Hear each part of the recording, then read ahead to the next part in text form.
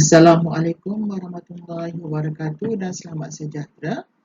Sekali lagi kita bertemu dalam sesi ketiga PDPR Bahasa Melayu Tingkatan 4. Apa khabar murid-murid? Bagi sesi kali ini, cikgu akan mengajar kamu cara menulis perenggan isi. Bagi menghasilkan perenggan isi, cikgu memperkenalkan teknik imbakop. Teknik ini sebenarnya diperkenalkan oleh Cikgu Muhammad Nasir bin Ibrahim. Apakah maksud imbakop?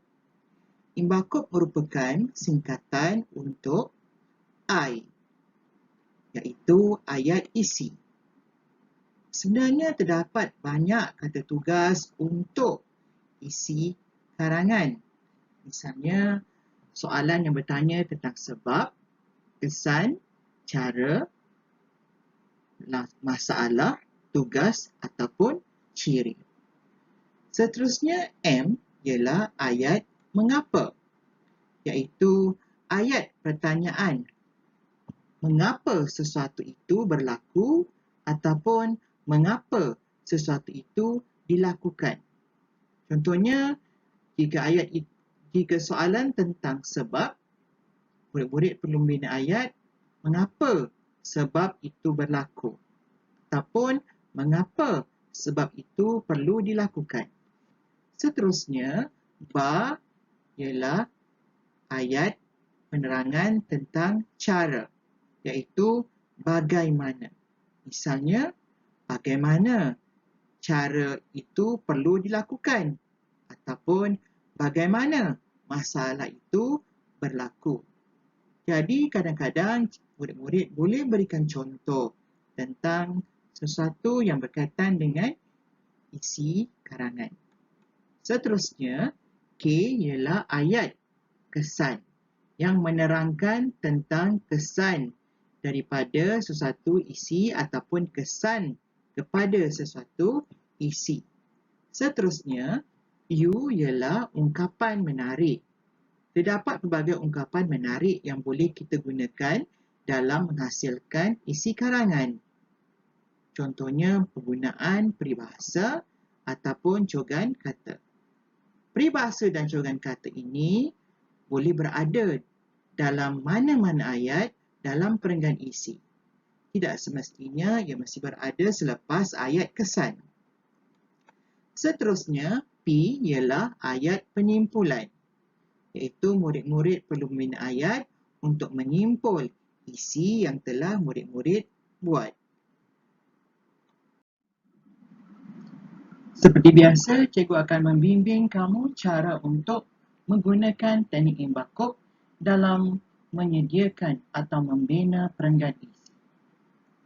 Tajuk yang diberikan ialah, sejak akhir-akhir ini, kita sering dipaparkan dengan kisah inayaan haiwan oleh mereka yang tiada perasaan sayang terhadap haiwan seperti haiwan peliharaan.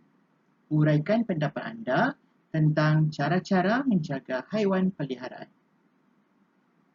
Murid masih ingat tentang tema tajuk karangan ini, iaitu temanya tentang haiwan peliharaan.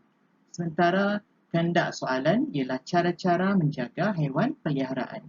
Jadi untuk langkah yang pertama, kita harus memikirkan apakah agaknya isi yang sesuai untuk menjawab tugasan karangan ini, iaitu cara menjaga haiwan peliharaan. Katakan kita memikirkan bahawa antara cara untuk menjaga haiwan peliharaan yang memberi makanan yang berkhasiat.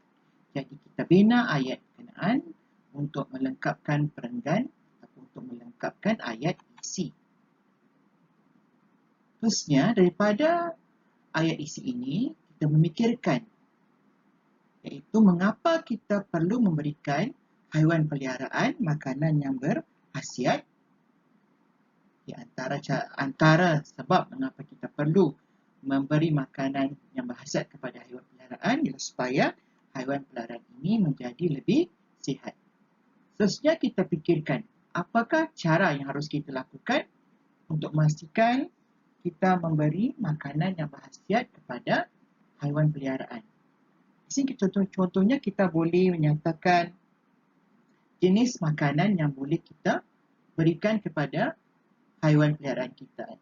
Misalnya, jika kita melihara kucing, kita boleh memberikan kucing kita makan ikan atau biskut daripada pelbagai jenama di pasaran seperti Royal Canin, Power Cat, Whiskas dan Friskies. Jadi di sinilah ayat untuk kita memberikan bagaimana kita hendak memelihara haiwan dengan cara memberikan makanan yang berkhasiat dengan memberikan contoh-contoh jenama makanan haiwan peliharaan seperti kucing yang berada di pasaran. Seterusnya, kita fikirkan apakah kesannya jika kita memberi makanan yang berkhasiat kepada haiwan peliharaan ini. Jadi kita boleh nyatakan bahawa haiwan peliharaan akan sentiasa aktif, comel dan sukar dijangkiti penyakit. Daripada ayat ini, mungkin kita boleh memikirkan apakah ungkapan menarik yang boleh kita masukkan dalam perenggan isi ini. Apabila berkata tentang memberi makanan yang berkhasiat kepada haiwan peliharaan untuk mengelakkan penyakit, kita boleh kaitkan dengan peribahasa mencegah lebih baik daripada mengubati. Seterusnya, untuk ayat penyimpulan, sebenarnya kita hanya perlu melihat kembali ayat isi yang boleh kita jadikan sebagai rujukan untuk kita menulis ayat penyimpulan. Kita boleh sebutkan, haiwan peliharaan mestilah sentiasa diberi makanan yang berkhasiat, kerana dalam ayat isi kita menyatakan bahawa untuk menjaga haiwan peliharaan kita perlu memberi makanan yang berkhasiat. Jadi ayat isi ini boleh kita jadikan idea untuk dijadikan sebagai ayat penyimpulan. Inilah antara contoh rangka karangan yang boleh kita buat untuk perenggan isi bagi tajuk latihan 1. Setelah kita membina rangka perenggan isi, terusnya ialah untuk kita membina perenggan isi yang lengkap dengan menggunakan penanda-penanda wacana yang sesuai. Jadi cikgu telah pun memberikan nota untuk penanda wacana yang sesuai untuk kita gunakan bagi melengkapkan perenggan isi.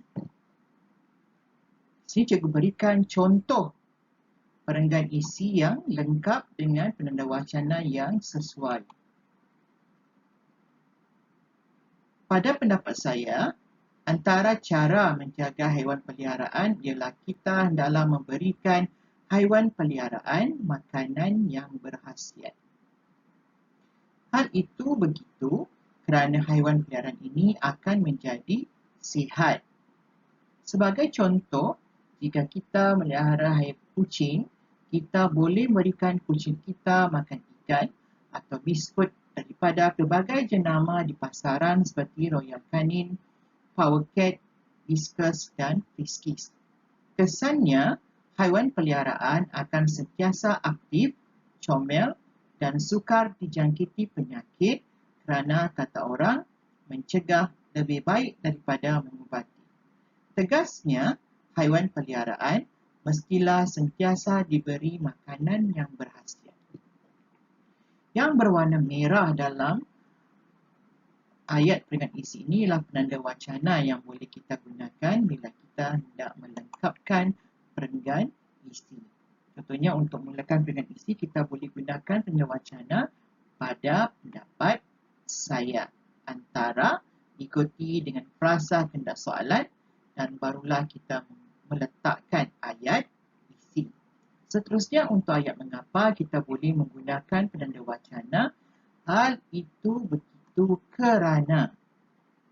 Seterusnya untuk ayat contoh, kita gunakan penanda contoh seperti sebagai contoh. Selanjutnya untuk ayat kesan, kita boleh menggunakan penanda wacana kesannya. Dan di sini ayat kesan dan ayat ungkapan menarik kita boleh gabungkan dalam satu ayat dengan menggunakan penanda wacana untuk peribahasa. Kita boleh gunakan hal ini kerana kata orang.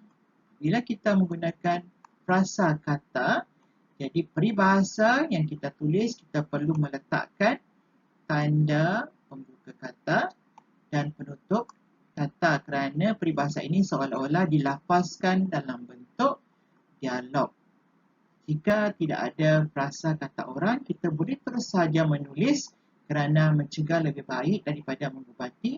Dan jika kita menulis demikian, kita tidak perlu menambahkan dengan tanda baca, iaitu pembuka kata dan penutup kata. Jadi saya harap kamu jelas tentang cara menulis peribahasa bila kita perlu menggunakan pembuka dan penutup kata dan bila kita tidak perlu menggunakan pembuka dan penutup kata. Lagi sekali untuk ayat penyimpul kita boleh menggunakan penanda penyimpulan iaitu ataupun penanda penyimpul. Kita letakkan perkataan contohnya tegasnya. Okay, inilah cara kita untuk membina perenggan isi yang lengkap. Bagi menambahkan pemahaman murid-murid tentang teknik menggunakan imbakop dalam menghasilkan perenggan isi, kita beralih pada latihan yang kedua. Latihan ini berbunyi, majlis rumah terbuka sempena sambutan hari perayaan menjadi budaya dalam kalangan rakyat Malaysia. Bincangkan kebaikan mengadakan majlis rumah terbuka. Saya yakin murid-murid masih ingat tentang tema bagi soalan ini. Tema bagi soalan ini ialah tentang majlis rumah terbuka. Sementara kehendak soalannya ialah kebaikan mengadakan majlis rumah terbuka. Agaknya apakah kebaikan mengadakan majlis rumah terbuka? Ya, antara kebaikan mengadakan majlis rumah terbuka ialah masyarakat dapat memahami budaya bangsa lain. Jadi inilah ayat isi untuk perenggan ini. Seterusnya kita mikirkan, mengapa dengan menghadiri majlis rumah terbuka, masyarakat dapat memahami budaya bangsa lain? Di antara jawapan yang mungkin kita boleh fikirkan ialah semasa majlis ini, masyarakat berpeluang untuk mengenali dan memahami budaya bangsa lain. Terusnya, bagaimana dengan menghadiri majlis rumah terbuka ini, masyarakat dapat memahami budaya bangsa lain? Katakanlah kita mengambil contoh daripada satu hari perayaan yang disambut oleh rakyat Malaysia yang itu Deepavali. Ayat yang mungkin kita boleh bina ialah dalam majlis sambutan Deepavali, orang Melayu dan Cina dapat memahami fungsi pelita dan hiasan daripada beras yang dipanggil kolum dalam perayaan berkenaan. Sesungguhnya pelita dan kolum memang tidak dapat dipisahkan daripada sambutan Deepavali. Seterusnya, apakah kesan jika masyarakat dapat memahami budaya bangsa lain? Di antara kesan yang kita boleh dapat apabila wujudnya ataupun apabila masyarakat dapat memahami budaya bangsa lain, maka masyarakat akan lebih menghormati budaya dan adat resam kaum-kaum lain yang mewujudkan semangat bertoleransi. Inilah pentingnya ya, semangat toleransi dalam kalangan masyarakat majmuk di negara kita. Seterusnya, apakah ungkapan menarik ataupun peribahasa yang sesuai dengan situasi ini? Ya, antara peribahasa yang sesuai ialah tak kenal maka tak cinta. Seterusnya, untuk penyimpulan, kita lihat kembali ayat isi yang boleh membantu kita untuk membina ayat penyimpulan. Misalnya kita boleh tulis, majlis rumah terbuka menyebabkan masyarakat dapat memahami budaya bangsa lain. Inilah rangka isi untuk tugasan yang kedua. Daripada rangka perenggan isi tadi, sekarang murid-murid cuba lengkapkan untuk menjadi perenggan isi yang lengkap. Di sini cikgu telah pun menyediakan penanda wacana yang sesuai untuk murid-murid lengkapkan dengan isi yang telah kita sediakan tadi. Lontaran idea yang pertama tentang kebaikan mengadakan majlis rumah terbuka ialah murid boleh masukkan ayat isi. Kemudian hal ini begitu kerana murid-murid masukkanlah ayat mengapa. Sebagai contoh, murid-murid masukkanlah ayat contoh ataupun ayat bagaimana. kesannya, murid-murid masukkanlah ayat kesan dan seterusnya ayat ungkapan menarik sambung dengan kerana kata orang. Murid masukkanlah peribahasa tadi dan diakhiri dengan ayat penyimpul dengan penanda wacana tegasnya. Berharap murid-murid boleh melengkapkan perenggan isi ini, ya.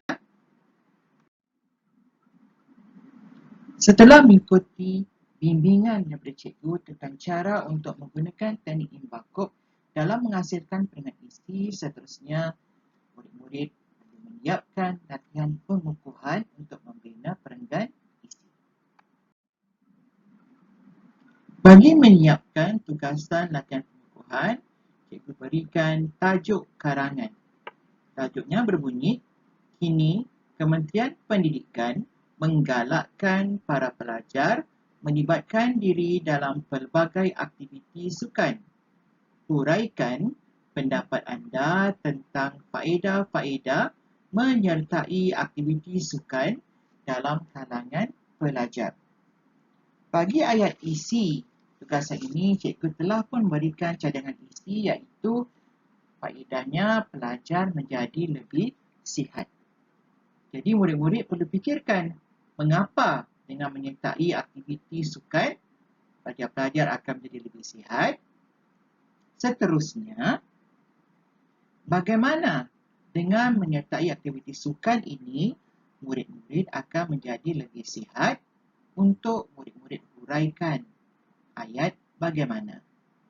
Untuk kesan pula, murid-murid boleh fikirkan apakah kesan jika pelajar menjadi lebih sihat.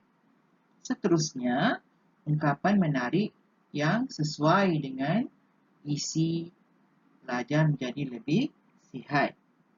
Seterusnya, untuk penyimpulan, murid-murid lihat kembali ayat isi untuk murid-murid membina ayat penyimpulan. Cikgu harap murid-murid berusahalah untuk menyiapkan tugasan ini, ya. Setelah murid-murid menyelesaikan rangka isi tadi, murid-murid lengkapkanlah perenggan isi selengkapnya dengan penanda-penanda wacana yang sesuai yang telah pun cikgu ajarkan.